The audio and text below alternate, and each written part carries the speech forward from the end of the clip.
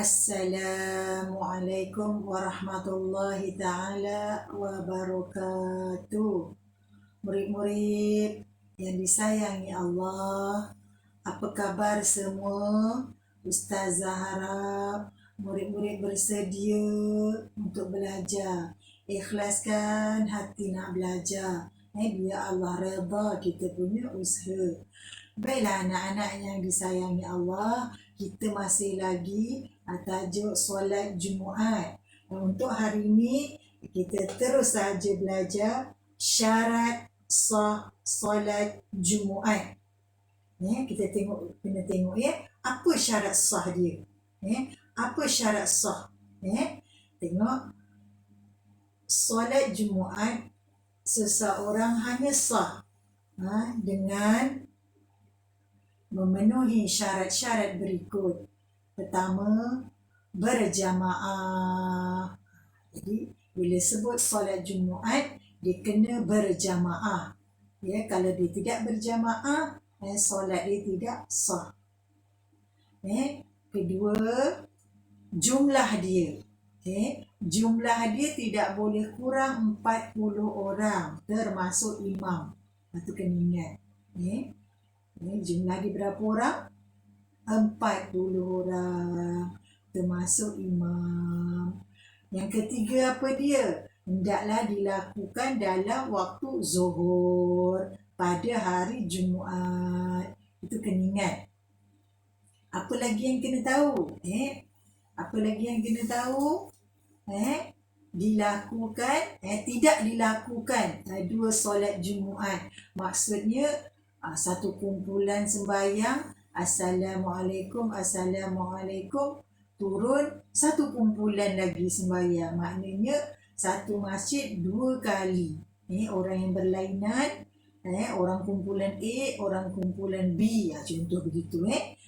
Kumpulan A sembahyang dulu, kumpulan B sembahyang dulu. Tak boleh, tak sah. Itu yang kena tahu. Jadi mari kita baca kitab ni. Pertama, berjamaah, iaitu tidak sah solat seorang diri. Kena ingat ni. Kedua, jumlah jamaah yang mendirikan solat Jumaat itu sekurang-kurangnya 40 orang yang bermustautin. Apa maksud bermustautin? Tinggal tetap. Kalau kampung dia Berbuluh, dia sembahyang kat Berbuluh. Kalau kampung dia dekat Lubuk Temiang, dia sembahyang kat Lubuk Temiang. Kalau kampung dia dekat Merinding, dia sembahyang kat situ. Itu maksudnya penduduk tetap kampung tu. Orang penduduk kampung tu yang dikatakan 40 orang tu penduduk kampung tu. Seterusnya, solat Jumaat hendaklah didirikan dalam waktu zuhur pada hari Jumaat sahaja. Hari lain tidak. Tidak ada istilah solat Jumaat tu, dia kena hari Jumaat. Seterusnya, tidak melakukan dua solat Jumaat dalam satu tempat. Itulah kat Sungai Miri, orang solat Jumaat ni. Grup pertama dulu sembahyang, habis grup kedua tak boleh. Jadi kena itulah kena ingatkanlah syarat sah solat Jumaat ni. Jadi kena baca balik. Ada 4 tu yang kamu kena ingat. Baca balik. Baca balik baru ingat. Tak baca memang tak ingat tu. Seterusnya, lafaz niat dia. Tadi syarat dia, syarat sah dia. Sekarang kena tahulah kalau nak sembahyang. Tengok macam mana lafaz dia. Kena ingatlah lafaz dia ni. Kalau dia imam, tengok usalli fardal jumu'ati raka'ataini imaman lillahi ta'ala. Sahaja aku solat fardu Jumaat 2 rakaat menjadi imam kerana Allah Ta'ala. Kalau peperiksaan dia suka ni suruh tulis balik. Jadi tengok ya, imaman kat sini makmuman. Ini perkataan ni berubah. Ni kena ingat ni dia punya ejaan ni ya. Ini kalau imam. Kalau makmum pula, usalli faradhal jumu'ati raka'ataini ma'muman. Perkataan ni berubah. Ma'muman.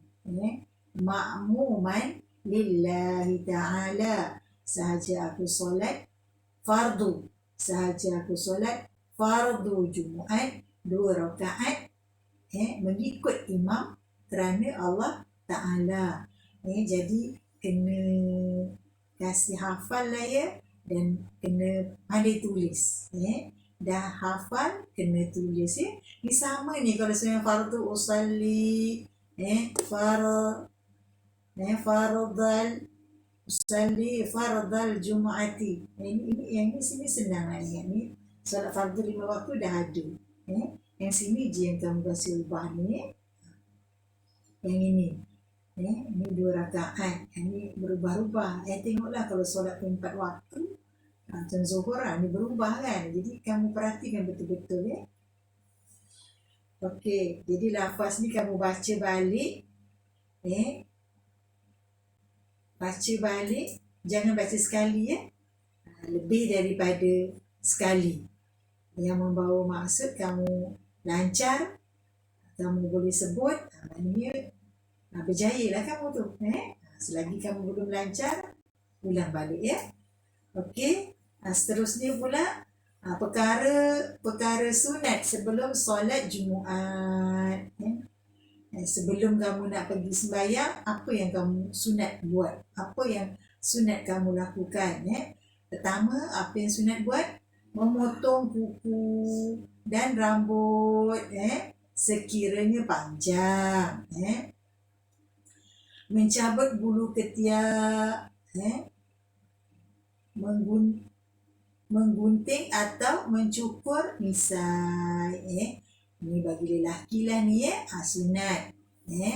Seterusnya mandi sunat Jumaat sebelum pergi ke masjid. Sunat. Buatlah ya. Benda-benda yang disuruh buat kerana dapat pahala. Kita carilah pahala. Seterusnya memakai pakaian yang elok, bersih, menutup aurat dan memakai wangian. Buatlah. Seterusnya yang keempat, datang lebih awal ke masjid supaya masa tersebut boleh digunakan untuk duduk iktikaf, membaca Al-Quran, berzikir dan sebagainya. Jadi rebutlah. Kalau tidak ada masalah, tak ada apa-apa masalah, datang awal. Sebab kita nak rebut redha Allah. Seterusnya yang kelima, menunaikan solat sunat tahiyatul masjid. Itulah disuruh kita awal. Jadi sempatlah kita nak buat kan. Lafaz niat solat sunat tahiyatul masjid. Usalli sunat tahiyatul masjid. Raka'ataini lillahi ta'ala. Sahaja aku solat sunat tahiyatul masjid 2 rakaat kerana Allah Ta'ala. Jadi perkara sunat sebelum solat Jumaat ni kamu kena kasih ingatlah ya. Kamu kena kasih ingatlah. Kamu cari yang senang kamu nak ingat. Kamu cari yang senang nak ingat. Potong kuku, potong misai, itu bagi lelaki. Mandi sunat, berpakaian bersih, datang awal. Lepas tu sembahyang sunat tahiyatul masjid. Jadi kasih ingat. Yang keenam, berniat iktikaf. Lepas tu kadang-kadang kalau kamu tengok dekat masjid kan, dia ada tulis besar-besar kan, dipamerkan. Kenapa? Supaya kita tak terlupa. Bila ternampak, terus pasang niat. Yang keenam ni berniat iktikaf. Berada di dalam masjid. Apa niat dia? Nawaitul i'tikaf fi hazihil masjidi sunnatan lillahi ta'ala. Aku beriktikaf di dalam masjid ini sunat kerana Allah Ta'ala. Niat beriktikaf. Lepas tu yang ketujuh, sebelum khutbah bermula disunatkan membaca Al-Quran dan memperbanyakkan selawat ke atas Nabi. Duduk, bukan bercerita dalam masjid, duduk. Ketika ni lah kamu berzikir, selawat ke atas Nabi. Inilah perkara-perkara sunat yang dituntut untuk kita buat. Jadi murid walaupun kamu dah jam 4, kamu bolehlah Allahumma salli ala Sayyidina Muhammad. Senang nak buat. Boleh buat. Mampu untuk buat. Sebab kamu dah belajar sunat-sunat yang elok dituntut kita lakukan bila dah sampai ke masjid dan sebelum kamu nak pergi ke masjid. InsyaAllah Ustazah doakan murid-murid dapat melakukannya.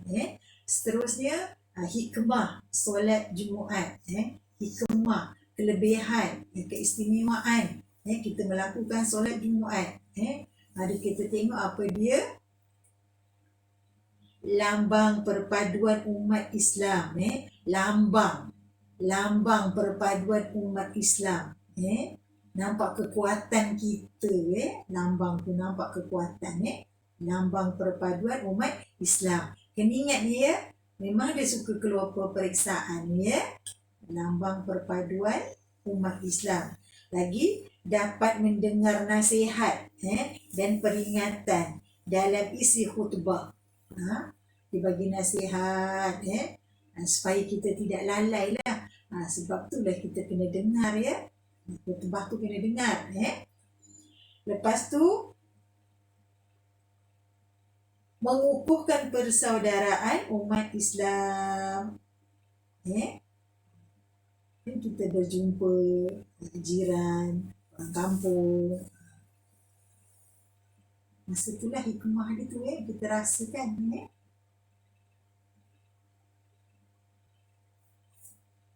Seterusnya membuktikan ketaatan kepada Allah. Membuktikan ketaatan kita kepada Allah. Diperintah kita solat Jumaat, kita pergi. Kita tak lalai. Kita tak buat kerja yang lain. Sebab ini perintah Allah. Jadi menunjukkan kita membuktikan ketaatan kita kepada Allah. Dan bila kita taat kepada Allah, kita dapat keberkatan hidup. Kita kena rebutlah benda-benda ni. Seterusnya dapat bertukar-tukar fikiran di antara satu sama lain. Dapat bertukar-tukar fikiran di antara satu sama lain. Kan macam-macam. Dalam tu ada pekerjaan yang berlainan. Ada kemahiran yang berlainan. Ketika itulah kita dapat rasakan.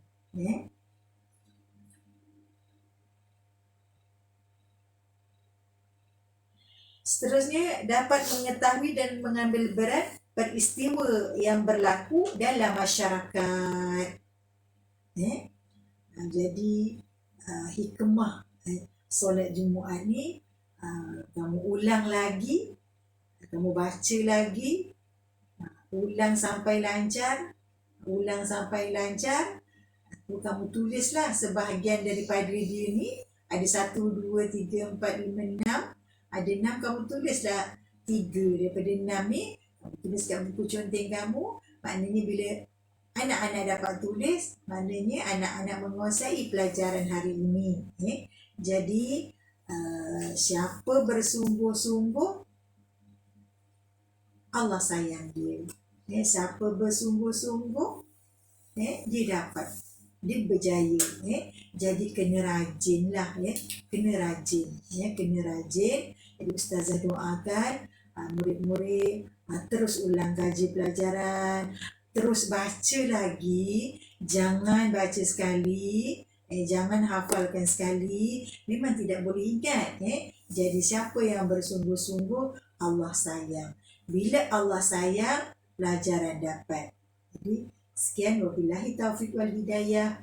Assalamualaikum warahmatullahi taala wabarakatuh.